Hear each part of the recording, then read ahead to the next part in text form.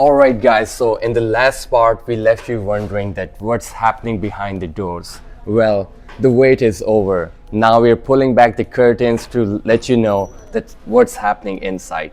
So basically this is the warehouse for the factory and there are more doors, so we are going to sneak into these doors to see what's happening out here. Wow, look at this. A dedicated team of skilled professionals working tirelessly to bring you the best quality boards.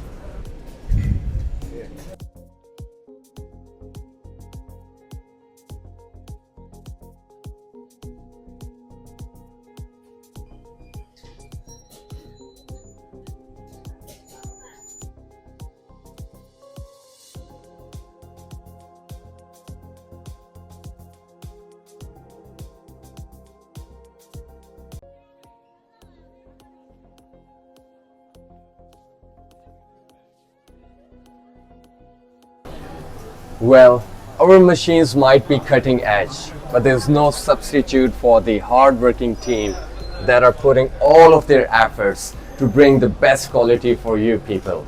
So, in the next part, we will talk with one of them to unveil their secrets.